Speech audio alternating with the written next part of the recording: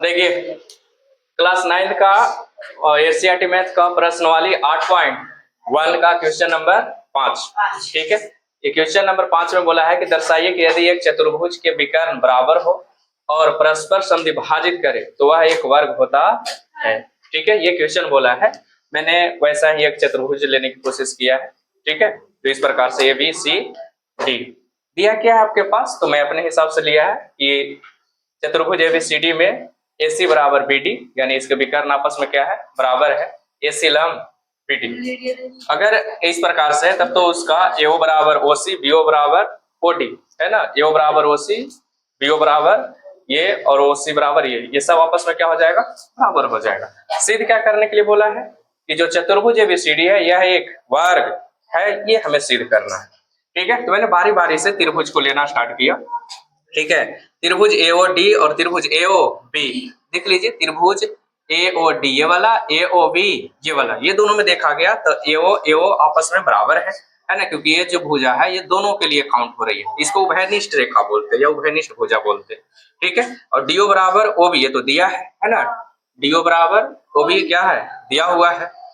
और कौन AOD और कौन AOB ये प्रत्येक 90 डिग्री, देख लीजिए AOD यानी कितना डिग्री है, 90 डिग्री, AOB ये भी कितना डिग्री है, 90 डिग्री।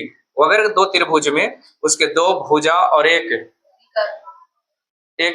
कोण अगर बराबर हो जाता है तो त्रिभुज क्या हो जाएगी, सर्वांगसम हो जाती है। तो त्रिभुज AOD सर्वांगसम त्रिभुज AOB साइड एंगल साइड से। ठीक है, अगर ये दोनों आपस में सर्वांगसम है, ठीक है, तब तो AD बराबर AB भी होगा।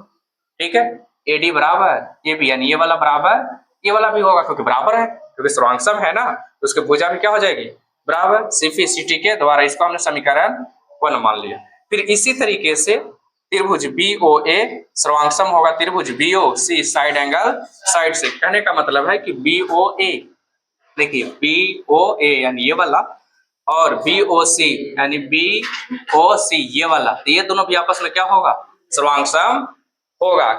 जस्ट उसी तरीके से आप देखिएगा, तो इसमें एक उभयनिष्ठ रेखा ये हो जाएगी, इसकी भी कोण 90 डिग्री है। ठीक है, तो इस प्रकार से ये भी त्रिभुज दोनों आपस में क्या हो जाएगा, सर्वांगसम हो जाएगा। जिस तरीके से ये वाला हुआ है उसी तरीके से BOO और BOC भी सर्वांगसम होगा, तो इसमें भी AB बराबर BC हो जाएगा, यानी इसके बराबर ये वाला हो जाएगा, क्योंकि ये दोनों त्रिभुज आपस में क्या है, सर्वांगसम है। तो ये भुजा और ये भुजा आपस में क्या हो जाएगा, सर्वांगसम सॉरी बराबर हो जाएगा। इसको मैंने 2 मान लिया।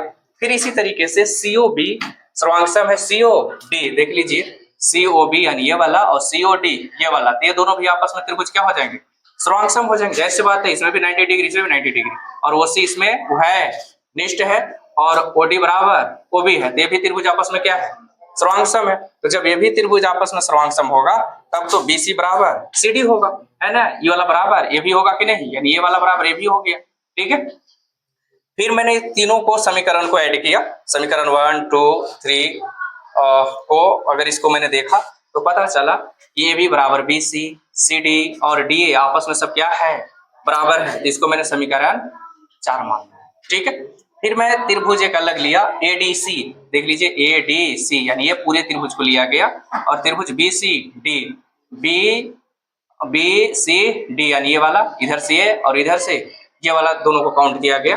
तो इसमें देखा गया कि AB बराबर BC है, AB बराबर BC, AB बराबर BC, क्यों, क्योंकि ये समीकरण 4 से हमने सिद्ध ले लिया है ना। देखिए BC बराबर क्या है AB, तो समीकरण 4 के अनुसार, और DC बराबर DC यानी ये भुजा जो है ये दोनों में आ रही है, इसमें भी आ रही है और इसमें भी आ रही है। ठीक है, तो उभयनिष्ठ हो गया। और AC बराबर BD ये तो दिया है, ये है क्या, तो विकर्ण है ना, AC बराबर BD क्या है, आपस में विकर्ण है, तो दोनों आपस में बराबर था। तो इसमें तीनों का तीनों भुजा बराबर है, और अगर किसी त्रिभुज में तीनों भुजा बराबर होगी तो वो त्रिभुज क्या हो जाएगा, सर्वांगसम हो जाएगा। इसका मतलब साइड साइड साइड से त्रिभुज क्या हो गया, सर्वांगसम हो गया। ठीक है, तब तो सर्वांगसम है तो कोण D बराबर कोण C भी बराबर होगा, है ना, कोण D बराबर कोण C आपस में बराबर हो जाएगा। और कोण D प्लस कोण C का मान 180 होता है, क्योंकि ये सअंतः कोण है, सअंतः कोण का योग कितना होता है, 180, यानी ये कोण और ये कोण मिलाकर के 180। तो कोण D जो का त्यों है, कोण C के जगह कोण D लिया है, क्योंकि डी बराबर सी है तो सी की जगह डी लिख सकते हैं, तो सी की जगह क्या लिख दिया, डी। अब एक डी मिल करके 2 डी हो गया बराबर 180 डिग्री हो गया। फिर 2 से काटा तो 90 डिग्री, यानी कोण डी कितना आ गया, 90 डिग्री। तो इसी तरीके से कोण ए भी 90 डिग्री होगा, कोण बी भी 90 डिग्री होगा और कोण सी भी 90 डिग्री होगा। ठीक है। अब समीकरण 4 और समीकरण 5 से देखा, क्योंकि समीकरण 4 में कहा है कि सब भुज आपस में बराबर है और समीकरण 5 कहा है कि सब कोण आपस में बराबर है। वो अगर एक चतुर्भुज में उसका भुजा बराबर उसका कोण बराबर अगर आ गया तो वह चतुर्भुज क्या कहलाएगा, वर्ग कहलाएगा। अतः चतुर्भुज ABCD एक वर्ग है, सिद्ध हो गया।